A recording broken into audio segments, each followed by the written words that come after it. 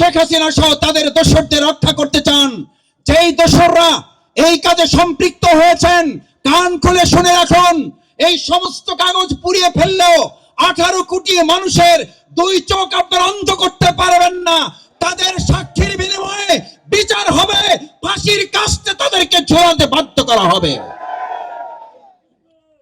সাথে কথা পরিষ্কার বলি, সচিবালয়ে আগুন দিয়ে যদি কেউ মনে করেন এই অন্তর্বর্তীকালীন সরকার আর আমাদের জুলাই আগস্টের গণ অভ্যুত্থানের আন্দোলনের, বৈষম্য বিরোধী আন্দোলনের অকুতোভয় সৈনিকরা ভয় পেয়ে যাবে, তাহলে আপনারা বোকার স্বর্গে আছেন।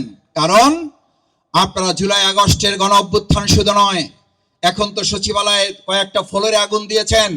বিগত 17 বছর আপনারা পেট্রোল ঢেলে ঢেলে বিভিন্ন বাসগুলোতে আগুন জ্বালিয়ে আমাদের ভাইদের, যাত্রীদের, বোনদের পুড়িয়ে দিয়ে বিরোধী দলের নামে মিথ্যা মামলা সাজিয়ে আমাদেরকে দমন করতে পারেন না। আপনারা আমাদেরকে আগুন দিয়ে দমন করতে পারবেন না।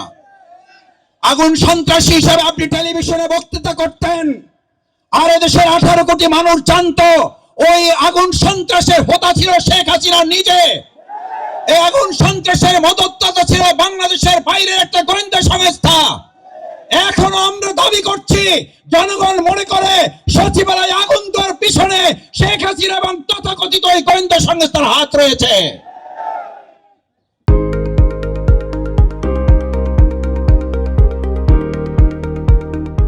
বাংলাদেশ জামায়াত ইসলামী ইতিমধ্যেই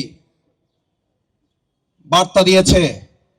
আমাদের পক্ষ থেকে সংগঠনের সেক্রেটারি জেনারেল অধ্যাপক মিয়া গোলাম পরোয়ার, সাবেক এমপি, বিবৃতি দিয়েছেন, অতি সত্বর সুষ্ঠু নিরপেক্ষ তদন্তের মাধ্যমে তাদেরকে খুঁজে বের করে আইনের আওতায় নিয়ে এসে এবং ভবিষ্যতে এরকম আর কোনো দুর্ঘটনা যেন ঘটতে না পারে সে ব্যাপারে সতর্ক থাকার জন্য আমরা বর্তমান তত্ত্বাবধায়ক অন্তর্বর্তীকালীন সরকারকে আহ্বান জানিয়েছি।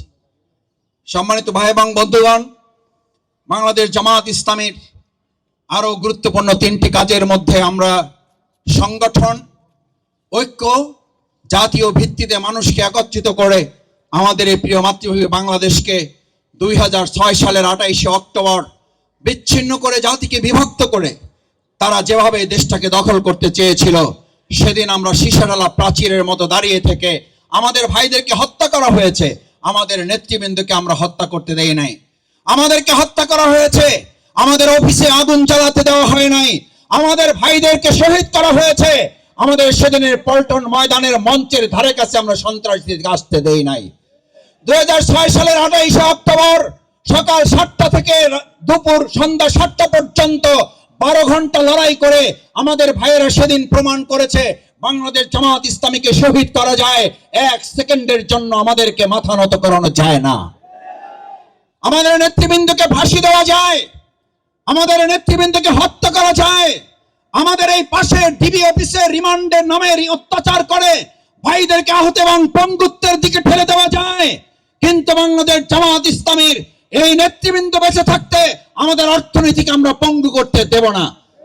আমাদের শহীদরা হাত হারিয়ে পঙ্গু হয়েছেন এই কারণে, তারা পঙ্গুত্ব বরণ করেছেন দেশের অর্থনীতিকে পঙ্গুত্ব থেকে বাঁচানোর জন্য।